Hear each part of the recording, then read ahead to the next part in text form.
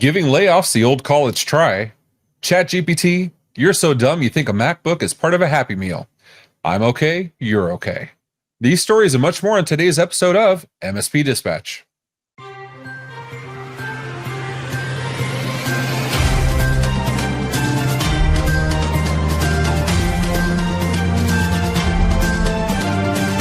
This episode is presented by MSP GeekCon 2023, a conference for MSPs by MSPs. Occurring May 21st through the 23rd, 2023 in Orlando, Florida, this two-day event is built around the journey of technical growth from Tier 1 to Tier 3.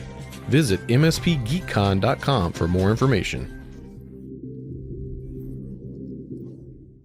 Good morning and welcome to the January 24th episode of MSP Dispatch, your source for news, community events, and commentary in the MSP channel.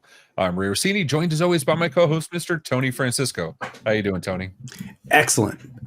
How are you doing today? Another amazing week ahead of us. Awesome weeks behind us. It's 2023. It's the end of January. Talk to me. I mean, it's beginning conference season. I got new toys that just got delivered. You'll have to go to the Discord to find out what I'm referring to. I'm not going to say what it is here. But really cool stuff. Speaking of cool stuff, I know, and I apologize to Kelly and your children, that I give you way too many ideas of stuff to buy. This time I'm going to talk about not us buying toys, but the U.S. military buying toys. So they got the ideas from you, didn't they? They're pissed at you. You've killed our budget. I'm telling you right now, you have a problem. But it's I can't even argue with any of that. You're absolutely right. So apparently Congress says the Army petitioned made a request for $400 million in AR headsets. You remember the Microsoft HoloLens thing from a couple of years back? And we were always wondering what the practical applications were going to be. Well, apparently the military said, we got this. And they've been using version 1.0 for a while. Version 1.0 has physically debilitating effects on the soldiers. I shouldn't be laughing at that, but the reason it's funny to me is because instead of them going and saying, okay, this doesn't work, they've done it with 100,000 hours of testing, over 1,000 soldiers testing this, and instead of saying, this doesn't work, we need this new version, Congress said, no, forget 400 million. We're going to give you 4 million. We're going to give you 10% of this. And you can just get version 1.2 of the existing product that they give you nausea and seizures. Go team. I mean, my brain hurts right now. Isn't there just like a firmware update or some kind of hey, download? I mean, and it includes stuff like counterbalance weights to make it more comfortable on your head. I know this is not the way it is. I know it's a bunch of nerds like us sitting in room somewhere wearing this stuff. But I want to think this is a bunch of swatted out, tacked up dudes. You know what I mean? I love that picture you put in there. That opening picture, they're all military. They're just some guys. They're hey. Oh man, I can't wait. But I if more comes about this, we'll definitely follow it. But that's not the kind of news we follow here on Dispatch. We follow channel news. Oh, and what do you say we get into it? Dude, let's get into the news.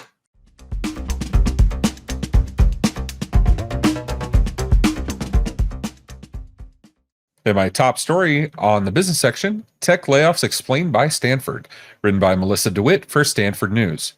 It is estimated that tech companies have laid off more than 120,000 workers since last year. Jeffrey Pfeffer, a professor at the Graduate School of Business, attributes mass layoffs to a simple, even mindless phenomenon, copycat behavior. He stated that the tech industry layoffs are an instance of social contagion, in which companies imitate what others are doing and not evidence-based. He says the layoffs weaken companies, stress people out, double the odds of suicide, and increase the mortality rate by 15 to 20%. In this interview, he said the tech companies that have conducted mass layoffs have plenty of money and are still making money. They did it because other companies are doing it. Tony, I would say this is a little bit of, Chicken Little syndrome, taking a little bit of data and extrapolating it to exaggeration. However, Microsoft had 10,000 layoffs and then invested $1 billion in OpenAI. Amazon kills their Smile program. They had their 18,000 layoffs, and they're reporting best ever profits. So maybe this Stanford professor is right on the money. What do you think? Um, I I'm trying to find ways to imitate you because clearly that's what the article is about. But the only way I could think of imitating you is buying stuff on Amazon, which we've already discussed. You are literally the outbreak monkey, and the government is not able to. They're passing we're entering a deficit stage because they're following your Amazon account. No, I'm really struggling with this, and let's equate this to the MSP world and to security. Is this a copycat? Is this the real, hey, we need to make these cutbacks? Is this somewhere in between where we're trying to find an opportunity to make the cutbacks in the guise of, we have a real issue here, we need to make cutbacks? So are these opportunistic corporations? And then the question is, if it's that particular one, which I believe it's going to be a mix, we have what we call in the security, in the little security internets of things, false positives. How do you identify a false positive? How do you identify who is actually doing this legitimately and who is struggling? Or there's something else that's way down the line. Are they forecasting in a way that our little brains can? They have the super chat GPT. They have version 5 where it's already forecasting things that we're not able to conceptualize, and they've put it together in a tangible. We need to lay off X amount of people and X amount of or an X parts of the industry to compensate or prepare for this forecast ahead. What are your thoughts, Ray? I mean, I'm throwing noodles at the wall here, seeing what sticks. And No. You're absolutely right. Like, if we go back, and I want to apologize, Tony and most of the staff and people not on staff did bring up the Microsoft layoffs, and I would have bet money we had already covered it because we've covered so many damn layoffs. So if you're wondering why we didn't cover the 10,000 layoffs last week, that's why. It's my fault. They bleed together. You don't remember. That's like me saying we talked about the ransomware or the hack. They do, but okay, so I got a notable coming up later about the Spotify layoffs, but they were struggling financially a little bit. But AWS, Microsoft, Google, these companies were not struggling at all, not even close. And then I don't know if you've heard the stories, but some of the people from the Google layoffs, they got it by email at 3 a.m, or they only know because their key card didn't work when they went to log in. And then for a lot of them, they were getting texts from their managers saying, check your email, but they were locked out of their email. So, if this is a case of copycat syndrome, I'm really hoping that MSPs don't follow the how some of these enterprises did it. I like to think our MSPs do more than just follow what the enterprises do. They actually think about what's needed. Because they're typically more small business. They're a little more flexible. And if something needs to be cut, they do it earlier rather than waiting for a market decline or, a market decline or whatever it happens to be. Does that mirror what you see when you talk to SMBs? Absolutely. I think SMBs for the most part are the very tactical. This is what we're doing to to take care of the here and now, and thinking 2 weeks ahead is some struggle with that. 2 months ahead, quarterly, the QBRs, that's a real struggle. But we're all doing the best that we can to foresee as much as we can. But I believe that the larger organizations may be doing a combination of looking way far ahead, or just taking this as an opportunity to do the cutbacks and reapply that revenue towards AI or anything else that they see on Ray's Amazon account. So let's get out of this super serious layoff business. And Tony, you got some yo mama jokes for us? I do.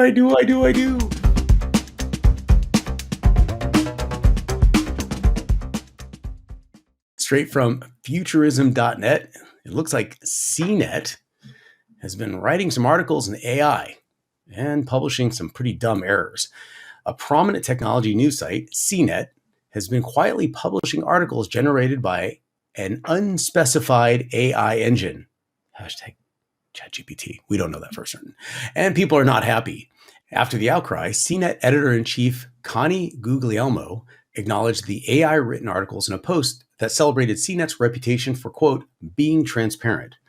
Without acknowledging the criticism, Guglielmo wrote that the publication was changing the byline on its AI-generated articles from, quote, CNET money staff to simply, quote, CNET money, as well as making the disclosure more prominent. The errors surfaced ranged from an example of compound interest to describing certificates of deposits, better known as CDs. Ray, I've got a lot of things to unpack, and what I was going to do is write my entire opening from ChatGPT or an unknown AI source, and really just mess it up. Just really tweak the words. But I just wanted to run this by you. Are we already in the mainstream? AI is going to write my stuff for me. Right now, we have the concept of human error, and we have people checking the human error, and then we have an editor-in-chief that checks the checkers after they check the people that were doing all the research. That's going straight to the AI, straight to publication. I am terrified by this. Talk to me. So, cocaine. Like, what the hell happened with this, right? Cocaine was originally used for anesthesia. Okay. You have what was the ED medication that was originally Viagra was originally for heart issues.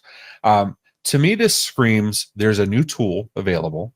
We're all getting acclimated to it. We're all in wonder of this tool. And some people are struggling to realize it's just a tool. It still can't operate without human intervention.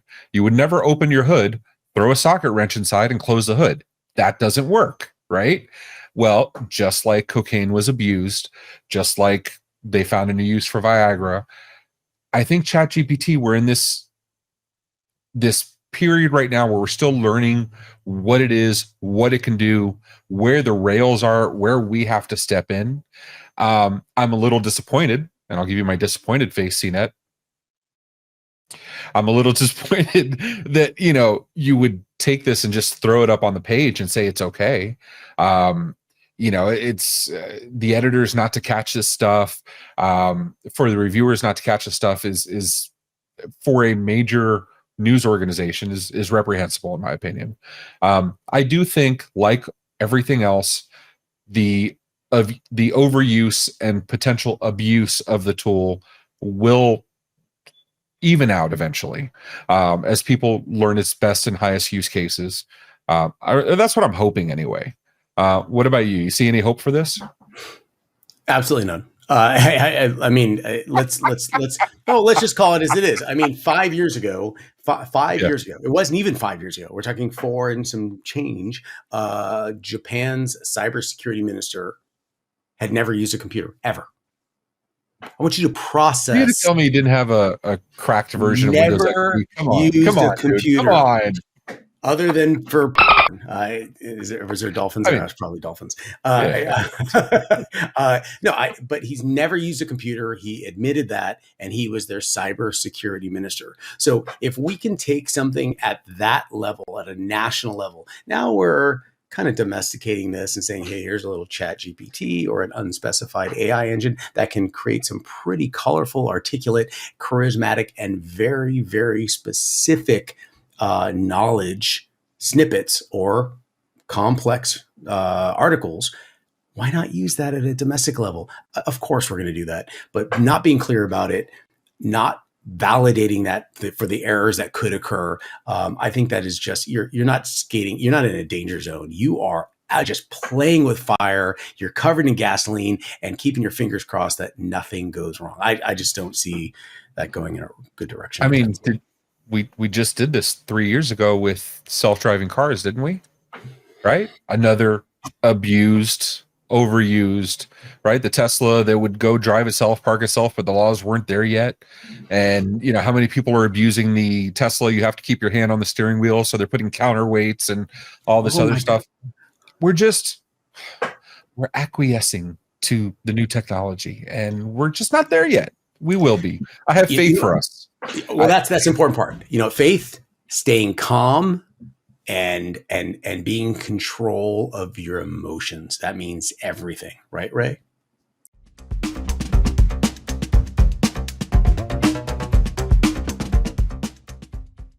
In my third top story in the business section, people with high emotional intelligence ask themselves these 6 questions to be calm, balanced, and centered. Written by Nick Hobson for Inc.com. People with high emotional intelligence recognize the importance of emotions and how to tap into them to bring about positive outcomes. To master the power of emotions and lead more peaceful and balanced lives, they ask themselves the following questions. Why are emotions important? Why do we have emotions? How do I map out different emotional experiences? What benefit do negative emotions have? How are my decisions influenced by my mood? And why do I feel this way now? Science has proven emotions are fundamental in human functioning. They drive our actions and can tell others what we're dealing with. They are powerful forces and can determine our outlook on life based on what is going on around us. Tony, I consider you a very high EQ person, but I have a hard time thinking that you've ever asked yourself these 6 things overtly, not that they've come across in the back of your mind, that you've sat down and thought about these things. Have you? That's interesting. So I think that there's being aware, situationally aware, socially aware. I think that everyone at some point has that, massive, cathartic revelation, whatever it may be. I actually did a talk about this, one of those talks, talking about an exploding noema, where your brain, that explosion in your brain, where you reconcile what is versus what you thought was, kind of like, where are my keys? And you're screaming, you got your keys in your hand, you realize that. There are those massive revelations that go through your brain, and you have a moment of clarity where you can understand them. You're actually explaining them, which goes full circle back to the truth of, if you can't explain it, you don't understand it. I believe these questions are an amazing way for you to start the explanation process, which will help you understand it or yourself better. I don't believe that everyone natively has these questions ready to spit out, because these are pretty hardcore training wheels, to say the least. And if you can answer these questions, you're way ahead of me. I mean, that's amazing. I would love to say that I'm that balanced. I would love to say that, caffeine isn't my driver and it's all cylinders, pushing forward. And I have complete control over everything I'm doing. Exactly. But to be that centered and self-aware, that is magical. So maybe what this article is doing is talking about, this is an idealism, this is a direction, and maybe this is where you can ask yourself as a leader, as a manager, as an owner, and maybe ask your employees and your team to give everyone a kind of a center of where to aim for. It doesn't mean everyone's going to end up there. Right. But You give them the tools, right? That's the whole point. You want to give them the starting point. You want to help them along the way. They have to get there for themselves regardless. I will say, in my older age, the ripe old age of 43, I will say I am more cognizant of my deficits than I've ever been previously in my life. So I do find that I'm a very passionate person, Cuban Italian, can't help it. Or at least that's the excuse I use. I do find myself that my emotions definitely have the ability to affect a decision. So I usually will, if I'm cognizant of it, I will remove myself from the decision-making process, either delay it for another time or find somebody else I trust in my stead. Not to say that it will have an effect, but knowing it could have an effect. Sometimes that's just enough. Know your limitations. You're way ahead of the game if you can know your own limitations. And I definitely don't have all the answers. I make up a lot of it as I go along. But these seem like good starting points, good stepping stones to get there. And who wouldn't want to be a little better, well-centered, right? What I would love to see is we have the 6 questions and the whys in the show notes below. Matt, if you could maybe throw these questions into our Discord, and let's see what kind of feedback we get from people on the Discord. And if it's okay with them, we'll share it on the next episode. What do you think, Tony? Oh my gosh, we have Discord. People can actually have questions and comments. Your next thing you're suggesting is they could actually suggest stories for us. You know what? I'm going to pin that right there, and I'll tell you how they can do it after your notables. Well, let's jump right into the notables.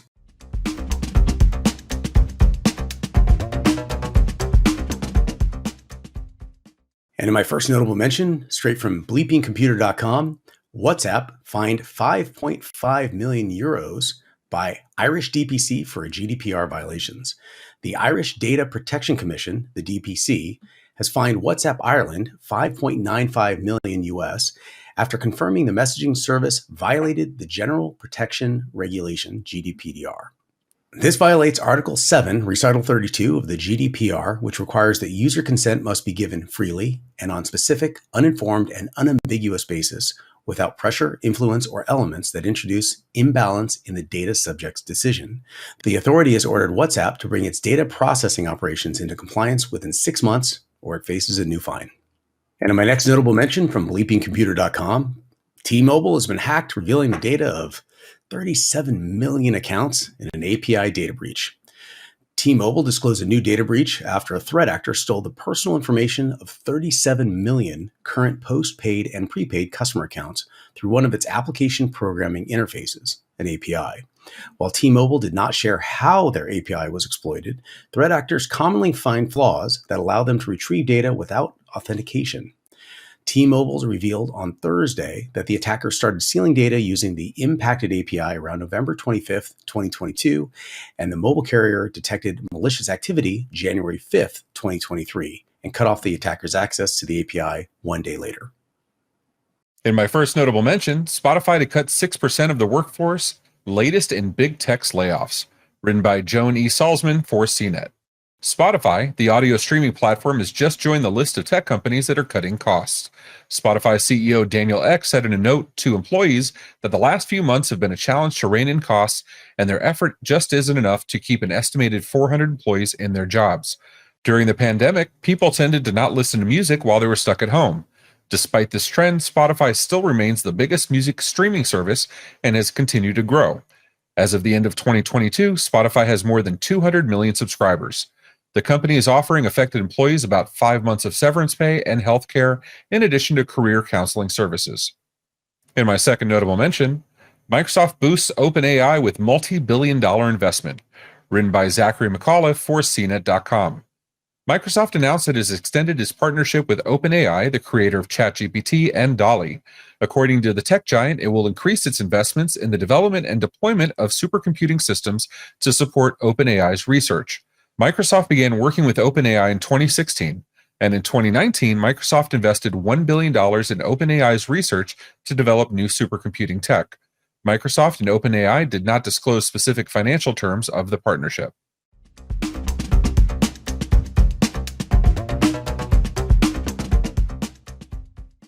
In our feedback from the YouTubes, Jason Morales says, hold every vendor accountable. I agree with you 100%, brother.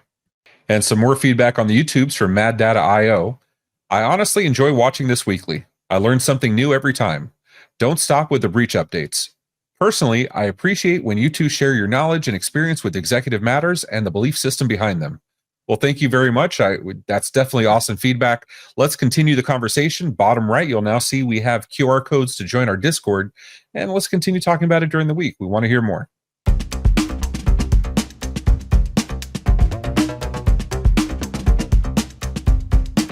And jumping into our community events, there are plenty of amazing upcoming events taking place across the community. So let's see what's happening this week. Yesterday, today, and tomorrow, January 25th, an in-person event, Schnizzfest, in Phoenix, Arizona. On January 27th at 11 a.m. Eastern Standard Time, January Channel Pitch presented by the Channel Program. And January 26th through the 28th, an in-person event, Q1 Producers Club meeting, San Diego, California. And coming from the MSP Media Network this week, we have the MSP Dispatch, every Tuesday and Friday at 10 a.m. Eastern. On January 25th at 1 p.m. Eastern, join Tim Golden of Compliance Risk and our next Partner First webinar, How to Implement a Cybersecurity Policy Process. And finally, on February 2nd at 6:30 p.m. Eastern Standard Time, the Tech Bar opens its doors again for episode 51, featuring Tom Lawrence of Lawrence Systems.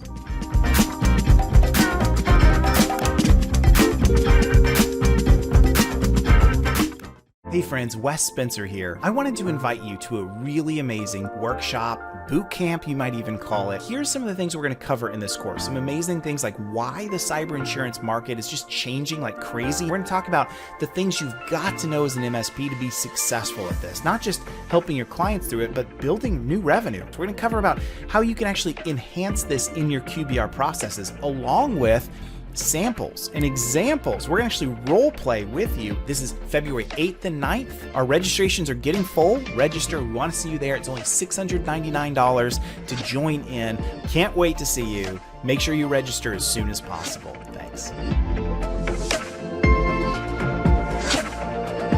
So how'd you like today's show? If you liked it, hit the thumbs up button. If you didn't, go and hit it 3 times. And if you want to hear more, go and hit the subscribe button on YouTube or your favorite podcatcher. Did you know we also have a Discord where we post stories all week? You can propose your own stories and even vote on which ones we'll cover. As my friend Rich Banky says, make sure to tell a friend. Also, be sure to follow us on social media at MSP Media TV. Have any questions? Email news@mspmedia.tv for answers on the next episode, or leave us a voicemail, 833-MSP Network. Tony, we didn't get our HoloLenses because Congress said no. But otherwise, I think it was a pretty good episode. What do you think, man? I think it's good, but we clearly found the source monkey to their spending problem. I'm just going to call that out. The source monkey, what's that called? What's the outbreak monkey? The outbreak monkey. Yeah. The outbreak. Everyone's like, all the youngins are like, outbreak monkey. What's that? It's from a movie called Outbreak. And never mind. The point is, I'm Orsini, and I'm the source of the problem. Yeah. or as Taylor Swift or us Swifties would say, it's me. I'm the problem. It's me. So I think that's the. Oh, who doesn't love Taylor Swift? All right. On that note, take care of yourselves and each other. Be safe, everyone.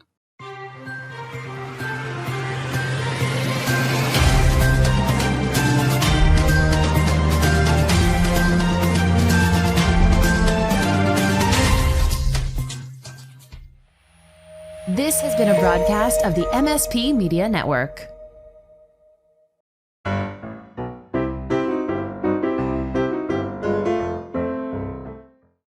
Perfect.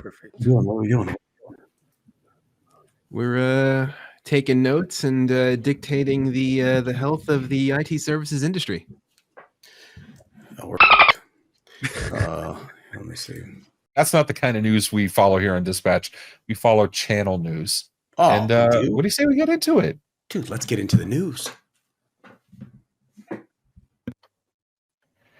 Had to do the signature Tony fist bump there for get into the news. Well, that's the important part. You know, faith, staying calm, and being in control of your emotions. That means everything, right, Ray? You got to have faith. That was a lead into your story, dude. I know. I had. It's just you got to have faith stuck in my head, playing and repeat now. And like, come. You gotta have. Oh, what? Good Lord! All right. In less embarrassing news, Tony, I consider you a very high EQ person. EQ. Emotional quotient. It's damn it! I thought it was IQ, but then the irony is I proved the point that I wasn't in the high IQ section. Oh, sorry. Go ahead. I was so happy, and then completely firebomb. Okay. Go. All right. All right. The violation.